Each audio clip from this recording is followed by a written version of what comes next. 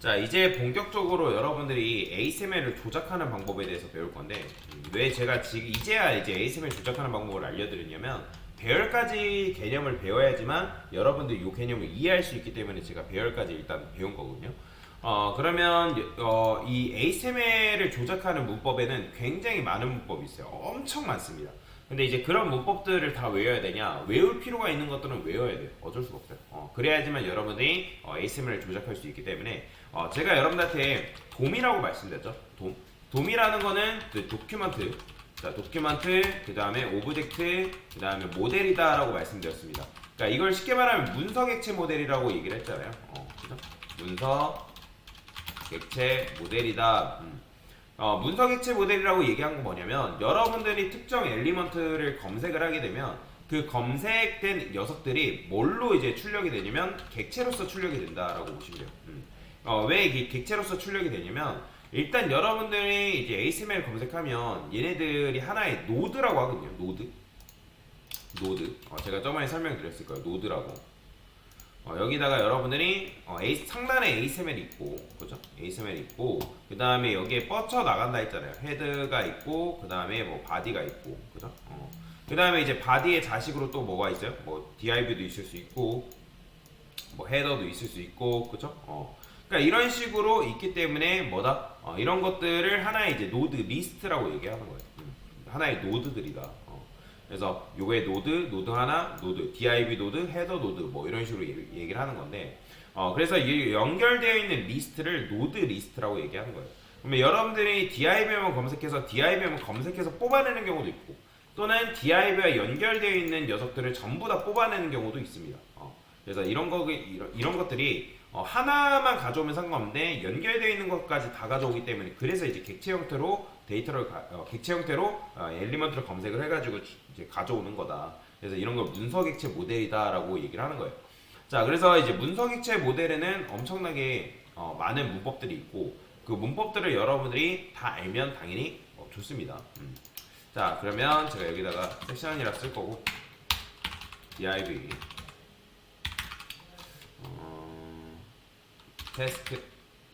테스트 1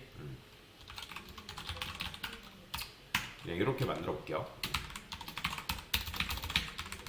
얘는 테스트 2, 얘는 테스트 3. 근데 여기다가는 id 값을 제가 이렇게 테스트라고만 쓸게요. 자, 그러면 1, 2, 3 이런 식으로 일단 그냥 썼고요. 그 다음에 섹션에 div한테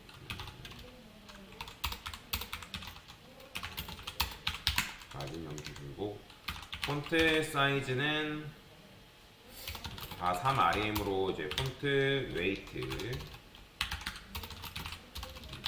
볼드 처리하겠습니다. 볼드. 자, 이런 식으로 처리할 거예요. 자, 그 다음에 각각 이제 배경색을 줄 건데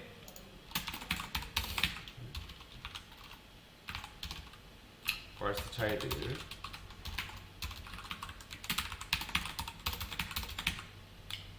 이렇게 하면 안 되겠구나.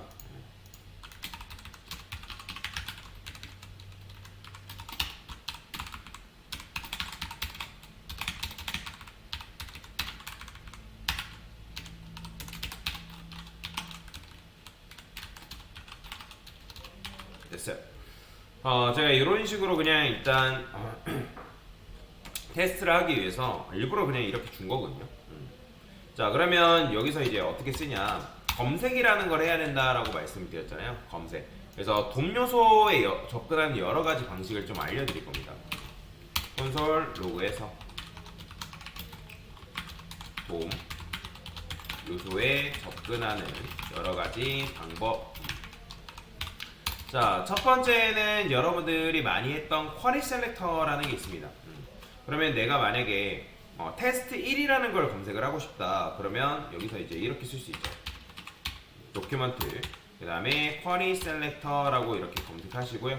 그 다음에 테스트 1 이런 식으로 쓰게 되면 여러분들이 누가 검색이 된다? 이 녀석이 검색되는 거예요. 자, 그러면 제가 여기다가 let 테스트 1 뭐 이런 식으로 변수에 담아서 콘솔 로그에서 테스트 1 출력해 보면 어떻게 나온다? 출력한 결과가 테스트 이렇게 나오는 거예요. 보이죠? 근데 이제 얘 같은 경우는 이 쿼리 셀렉터 같은 경우는 이제 뭐냐면 저번에도 설명드렸지만 만약에 여러분들이 DIB를 검색하면 현재 DIB가 ASML상에 3개 있단 말이에요. 3개. 하나, 둘, 3개. 그런데 이렇게 쓴다 해가지고 DIB 전부가 검색되는 게 아니라 하나의 DIB, 즉 제일 위에 있는 DIB가 검색이 된다라고 보시면 돼요. 자, 보이죠? 테스트 1 나오는 거. 그렇죠? 그래서 테스트 1을 가진, 클래스 이름을 테스트 1을 가진 녀석이 검색이 되는 걸 여러분들 눈으로 직접 확인이 가능하다라고 보시면 돼요. 보이죠? 이렇게. 그래서 얘는 무조건 일단 반환 타입부터 전체적으로 설명드릴게요. 얘는 그냥 노드 리스트가 아니라 노드를 반환, 하나의 노드를 반환한다. 그 다음에 해석하면 쿼리 셀렉터는 뭐다? 자, 모든 ASM의 엘리먼트에서 그래요. 첫 번째 발견된 엘리먼트를 선택한다. 그죠? 자, 근데 이제 여기서 이 쿼리 셀렉터를 사용하면 얘는 엘리먼트 선택 시 선택자 사용이 가능해요. 그러니까 선택자 사용 가능하다는 게 무슨 말이냐면 만약에 내가 섹션의 자식으로 있는 DIB를 선택하고 싶다 그러면 섹션의 자식으로 있는 DIB 자 이런 식으로 선택자를 이 내부에서 사용하는 게 가능하다라는 거예요. 결과는 똑같죠. 어차피 얘가 검색이 되기 때문에 자 이런 식으로 검색이 되는데 근데 얘는 여러분들이 만약에 이런 식으로 하지 않고 내가 만약에 섹션을 검색했어요. 섹션 SEC라고 쓰고요. 자 그러면 섹션을 딱 검색하면 섹션만 검색이 되냐? 아니에요. 섹션을 검색했을 때 그 섹션에 같이 연결되어 있는 노드까지 같이 검색됩니다. 그래서 자식도 검색되고 나중에 여기에 여러분들 후손이 있다. 여기에 또 뭐 스판이 이런 식으로 있어요. 이렇게. 그러면 스판도 같이 검색이 됩니다. 이렇게. 자 보이죠? 이런 식으로 검색이 되는 거. 그래서 아래와 같이 검색하는 경우 섹션뿐만 아니라 그의 자식, 후손까지 다 검색된다. 근데 이제 검색이 되긴 하지만 정확하게 대상은 누구다? 대상은 섹션입니다. 섹션이 이제 대상이라고 여러분들 생각하시면 돼요. 대신에 이제 출력 형태는 이런 식으로 나온다라는 거 기억하시면 되고요. 자, 그래서 이제 쿼리 셀렉터가 있고 첫 번째로는 여기다가 이렇게 쓸게요. 콘솔 로그에서 자, 그동안에 우리가 쿼리 셀렉터만 썼잖아요.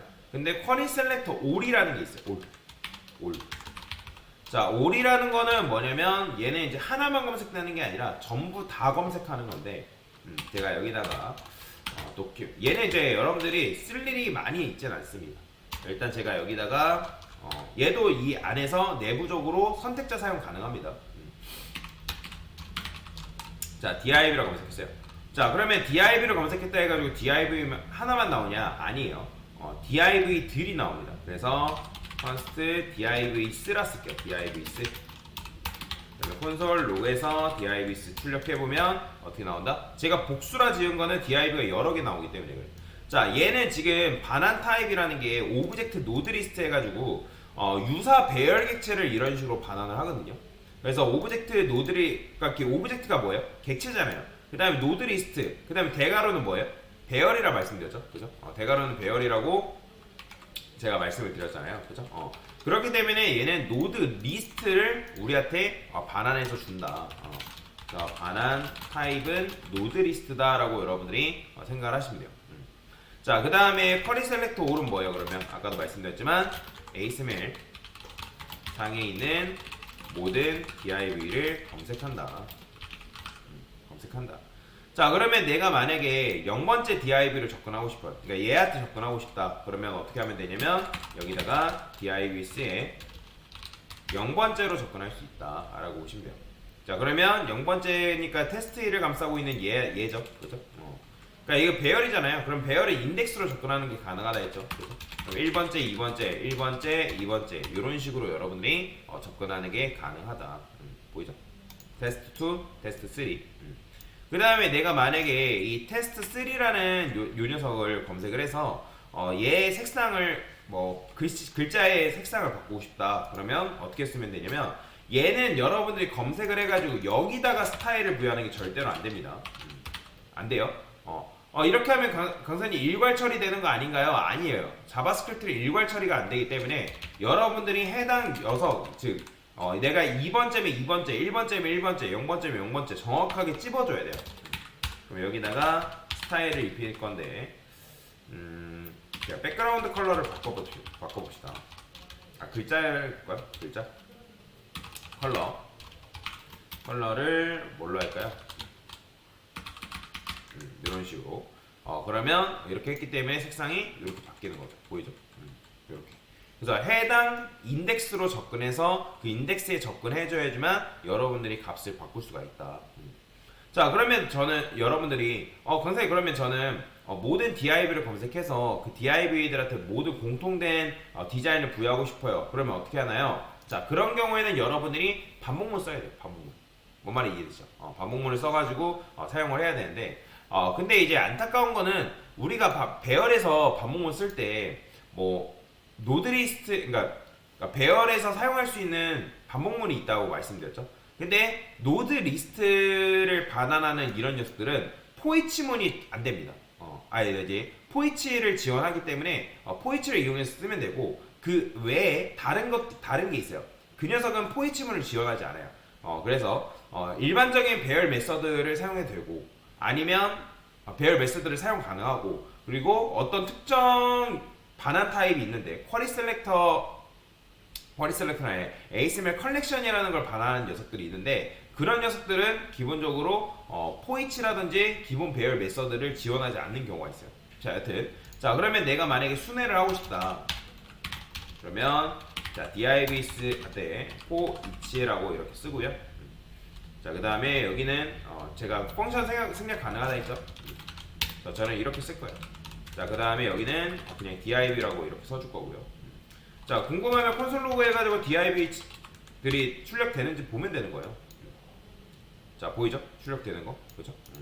자, 그러면 이제 일괄적으로 이제 얘네들한테 명령을 내려가지고 작업을 할 건데, 자, 스타일을 입힐 건데, 얘는 텍스트, 데코레이션이라고 일단 이렇게 써볼게요. 데코레이션을 언더라인으로 쓰겠다. 자, 그러면 일괄적으로 어떻게 돼요? 이런 식으로 밑줄이 생기는 걸 볼 수가 있는 거죠. 그죠? 자, 그래서 여러분들이 이런 식으로 일괄적으로 작업할 때 이렇게 쓸 수가 있고, 자, 또는 이제 여러분들이 포이치문을 안 쓴다. 뭐 나는 포 오브라는 걸 쓰고 싶다. 그러면 어떻게 쓴다? 포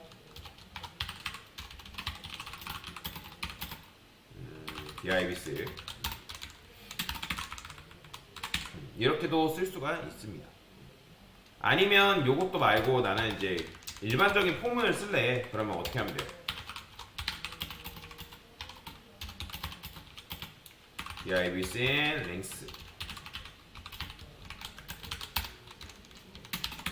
근데 얘 같은 경우는 여러분들이 그냥 이렇게 쓰면 안 되고 divs의 i번째 이렇게 접근해 줘야 됩니다. 보이죠?